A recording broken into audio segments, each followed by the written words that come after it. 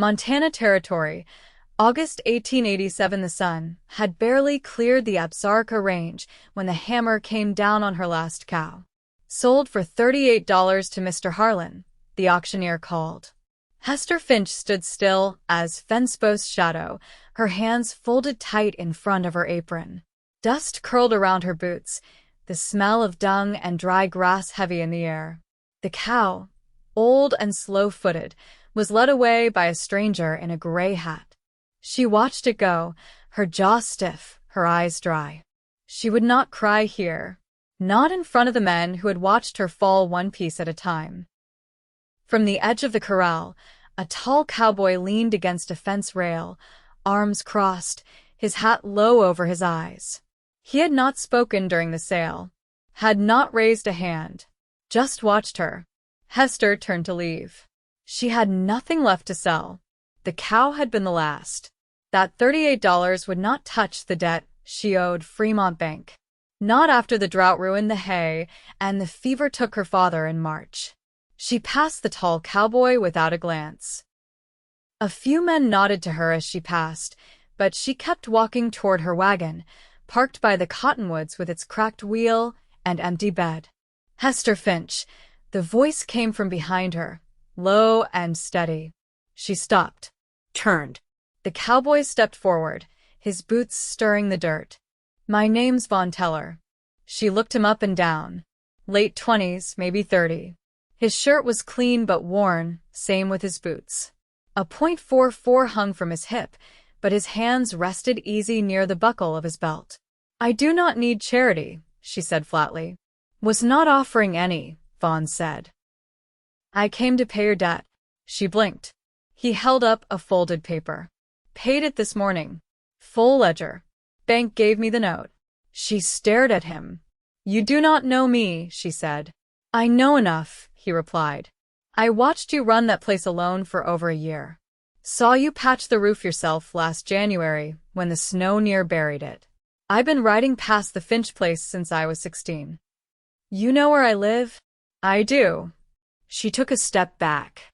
Why? Vaughn looked at her like he had been saving this answer a long time. Because you never stopped trying. She swallowed, throat dry as ash. I can't pay you back. I do not want you to. She looked past him, toward the dust where her cow had gone. I sold the last I had. No, he said. You did not. He gave a sharp whistle toward the trees. A boy came around the bend, leading 3 cows behind him, young, strong, 2 heifers and a bull calf. The cows were roped together and walking easy. Hester stared, mouth parting just slightly. They are yours, Vaughn said. She shook her head slowly. I do not understand. You will, he said. But not here. She stepped back again, her heart thumping hard. Why would you do all this? Vaughn's eyes were steady. Because I want you to have something to build with. You were never meant to lose that land. She looked to the cows, then back at him. I do not need saving. I know, he said. That is why I came. It was late afternoon by the time Vaughn helped her hitch the wagon. The cows trailed behind on ropes, quiet and docile. She had not said much since they left the auction grounds. He walked beside the wagon, not pressed close, just steady, like he had nowhere else to be. They reached the Finch place just as the sun slanted low. The house sagged a little on its west side. Skjuta hon loose. The fields were scrub, but the soil was good underneath. Vaughn had seen her work it. She had grit most men lacked. You can leave the cows in the barn, she said finally, climbing down from the wagon. He followed, letting the ropes fall one by one. He helped her open the gate. Inside the barn, the air was warm and smelled of hay. She moved to the feed bins out of habit, checking the levels, brushing off cobwebs. Vaughn watched her hands. Strong, calloused, honest. You did not have to do this, she said quietly. I know. I am not. I do not have anything to give you. I did not ask for anything. She turned, brushing her hair back from her face. Then why? He hesitated, then stepped closer. My mother died when I was 10, he said. My father was not the kind who stayed.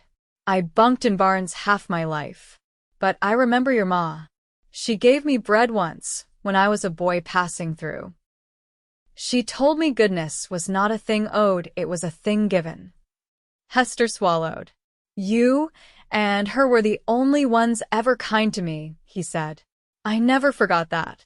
She looked down, her fingers curling around the edge of the stall door. I am not my mother. No, Vaughn said. You are stronger. They ate supper on the porch, beans and bread, simple.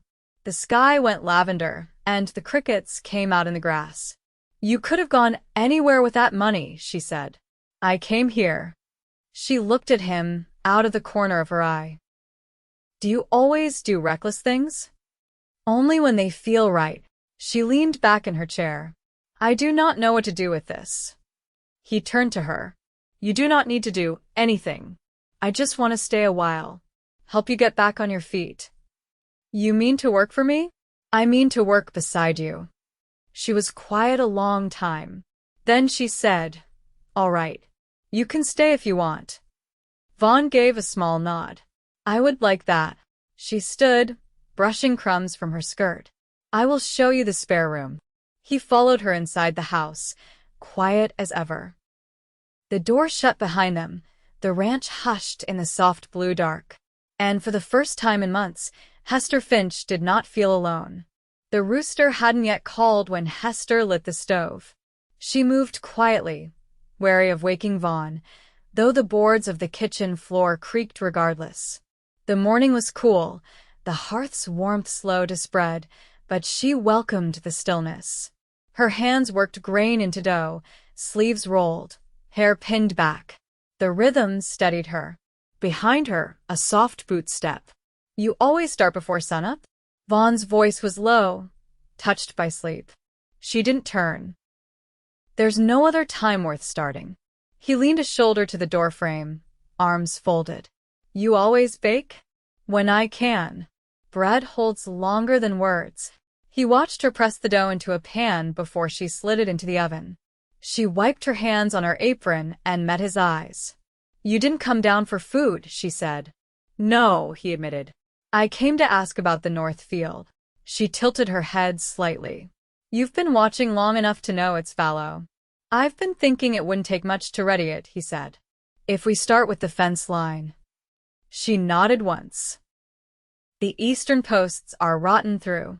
I tried to mend them last fall, but couldn't finish before the frost. I've got cedar lengths in my wagon, Vaughn said. Brought them for trade. I'd rather put them to use. She studied him a moment.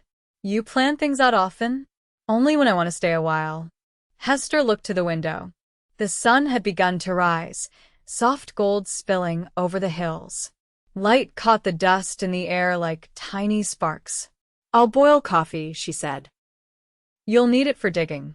By midday, sweat lined the hollow of her back, and Vaughn's shirt clung to his shoulders.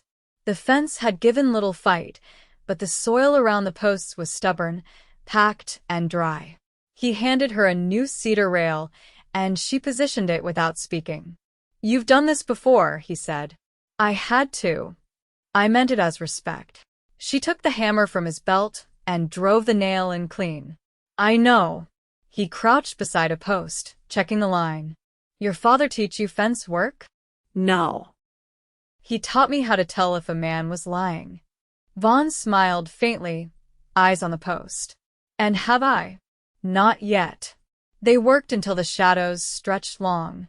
She brought him water from the well in a dented tin cup, and he took it without a word. After, they leaned against the rail, sun-warmed wood at their backs. I don't ask for help, she said. I didn't ask for thanks. She looked over at him. Then what do you want? He was quiet a moment. A place to belong. Hester turned her face away, toward the field. That's not something I can promise. I don't need a promise, Vaughn said. Just a chance. A breeze stirred through the grass. One of the heifers called from the barn. She could still feel the weight of the hammer in her hand. You'll get supper, she said. That's what I can offer. He nodded. That'll do. That evening, they ate in the quiet again, but something in the silence had shifted. She passed him the beans without hesitation. He cleared his plate without asking. When she rose to fetch water for the wash basin, she found him already filling it. "You're not a guest," she said. "No," he agreed. She met his eyes, and something passed between them, something not spoken, not pressed, just understood. After he stepped outside to bed down in the lean-to, she stood at the doorway, one hand on the frame. The stars were out, sharp and close. She could see his silhouette in the moonlight, moving slow, tending to the animals. She didn't call out, didn't speak, but the door stayed open a little longer than it needed to. A week passed, the kind that stitched itself quiet between days. The fence held. The cows were calm. The house stayed warm with the stove lit and someone to speak to in the evenings. Hester still rose early, but now she found Vaughn already outside when she stepped into the yard, sleeves rolled, sharpening tools or checking the woodpile. Neither of them mentioned the way their rhythms had started to match. One evening, after supper, she handed him a bundle wrapped in muslin. "You'll need these if you're to keep working the north field." He opened it carefully. Inside were 2 shirts she'd mended, a bar of lye soap, and a pair of socks she'd knitted in the winter before her father passed. He looked at the bundle, then at her. "These were yours." They still are, she said. "But I'd rather see them used than folded away." Vaughn nodded once. "I'll take care of them." She crossed her arms, leaning against the doorframe. "You always this quiet when someone hands you something?" "I think better when I don't talk over it." She gave a small huff of breath, not quite laughter.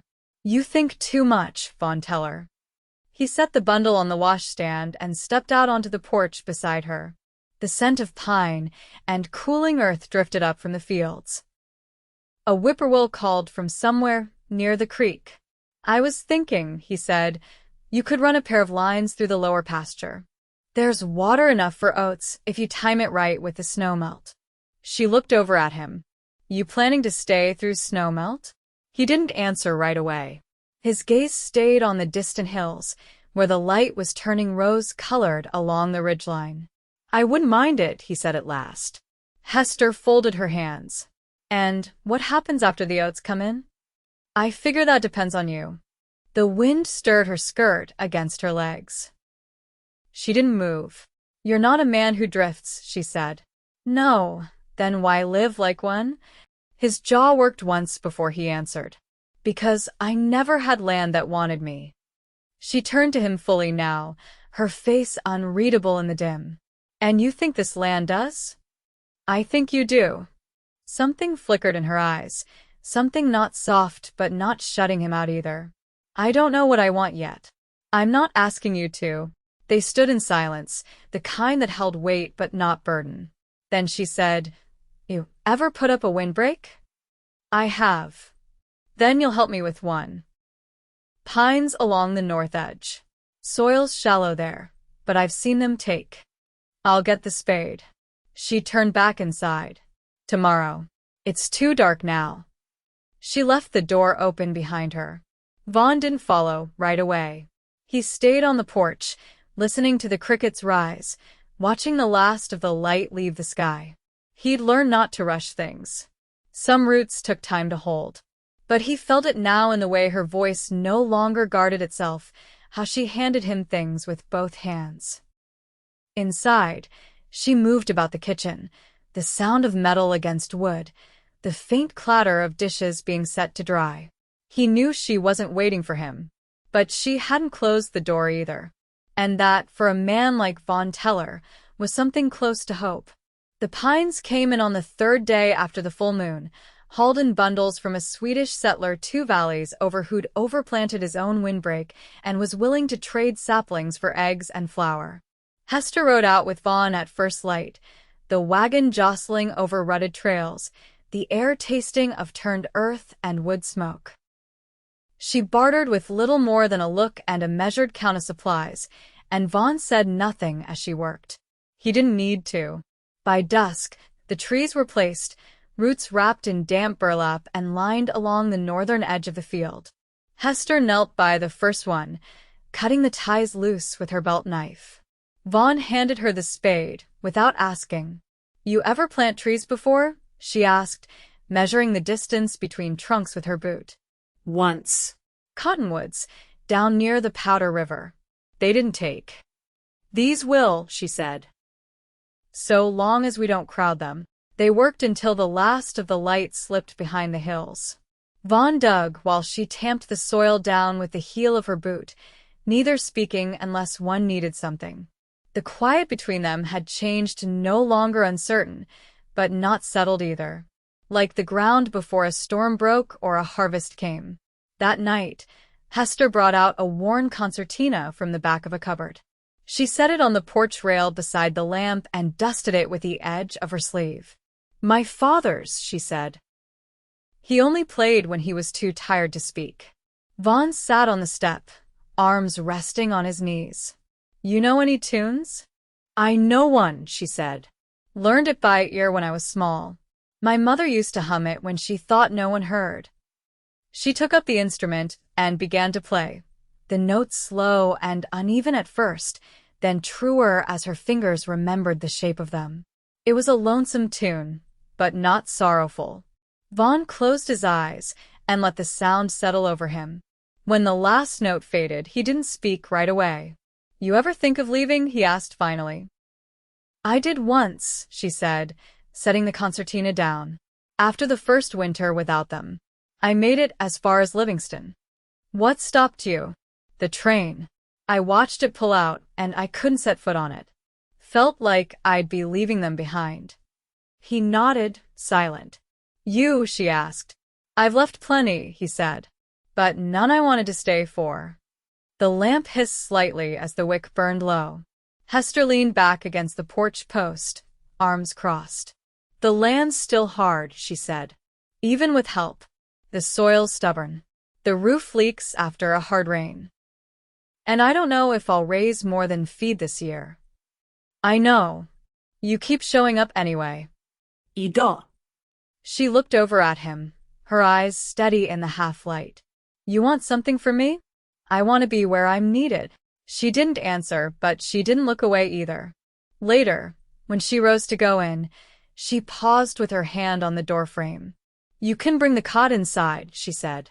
"The lean-to won't hold heat once the frost comes." He stood slowly. "Only if you're sure." "I am." She left the door open behind her. He stepped inside a moment later, carrying the cot and blanket over one shoulder.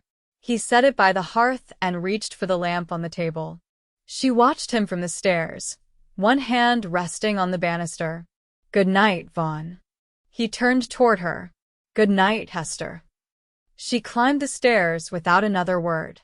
He stayed by the lamp a while, long enough to feel the warmth of the house settle into his bones.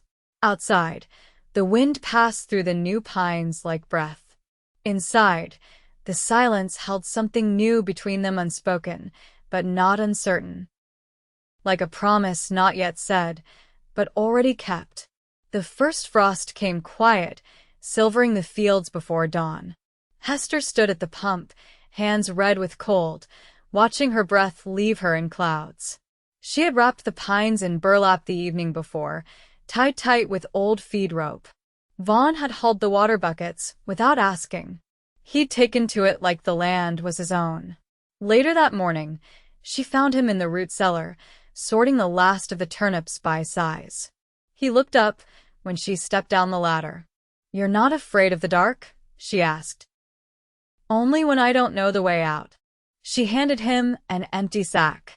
"Sort the small ones for stew. The large'll keep longer." He nodded and got to it without question.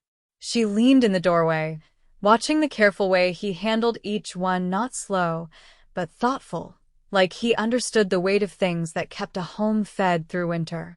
It stirred something in her, something long quiet. "We'll need to salt the pork next week," she said. "I can fetch the barrel from town. I've got credit with the butcher. He's owed me since June." Vaughn looked up. "You trust him to remember?" I trust myself to make him. He smiled, faint and genuine. I'll bring the wagon. That night, they sat by the hearth. The cot was still there, but untouched. He hadn't used it since the first snowmelt creaked through the rafters. Instead, he took the floor by the fire, blanket rolled beneath his head. She hadn't said anything about it, and he hadn't asked. She was darning a glove he'd torn fencing the west edge, her needle steady in the low light. You ever think you'd end up with someone under your roof again? He asked. I didn't. Do you mind it? She didn't answer right away. I mind it less than I thought I would. He leaned back on his elbows, watching the flames. I think about what it means sometimes. What does? Belonging. How it's not just having a place. It's being wanted in it. She set the glove in her lap. You think you're wanted here? I hope so. She looked at him, the light catching the careful line of his jaw, the quiet steadiness in his eyes. You are. They didn't move for a long while. The fire crackled low, and outside, the wind brushed against the walls like a hand smoothing the world quiet. He stood, slow and measured, and crossed to her. You've never asked what I plan to do come spring. I don't need to, but I'd still like to say it. She nodded once. I want to stay, not just through spring, through whatever comes after. Her breath caught, but she kept her gaze on his. I've never shared this house, she said. Not truly. I don't need a share. Just a place beside you. She stood, the glove forgotten on the chair. You take a life like this? One built from scrap and hard ground. I'd take a life with you. She stepped into him slowly, her hand brushing his waist, like testing the shape of something new. He met her halfway. When she kissed him, it felt nothing like the first steps of something uncertain. It felt like the end of a long season of silence. He didn't speak. He didn't need to. Neither of them did. The wedding took place in early March, in the room where her mother once kept dried herbs in jars. Vaughn built the table from pine boards salvaged from the barn's loft, and Hester stitched her dress from muslin she'd bartered for with eggs and honey. The preacher came from a ranch 2 valleys east. He brought his wife, who cried softly during the vows. Afterward, the neighbors filled the yard with pies and cured meats, and someone brought a fiddle. Vaughn swung her once, twice, under the bare-limbed cottonwoods, and she laughed without covering her mouth. When the guests left, they stood in the doorway, hands linked, watching the lanterns bob down the trail until the dark swallowed them. He kissed her temple. You sure? She leaned into him. I am. They stepped inside together and closed the door behind them. Years passed. The pines grew tall enough to shield the house from the worst of the wind. The oats came in steady. The barn held firm. In the evenings, she still baked bread, though now there were 2 chairs pulled close to the stove. Sometimes 3, when their boy sat with them, his knees scraped from climbing fence posts, his hair the same color as Vaughn's. He listened while they spoke in low voices about planting and trade, about the way the sky looked when it promised rain. In the spring, she taught him how to tell when the soil was ready. Vaughn taught him how to listen before speaking. They lived without extravagance, but with nothing missing. Not love, not laughter, not the quiet that came from knowing nothing needed proving anymore. And when the sun rose each morning, it rose on a home not held together by grit alone, but by the steady, patient work of 2 people who had chosen each other, day after day, without needing to speak it aloud.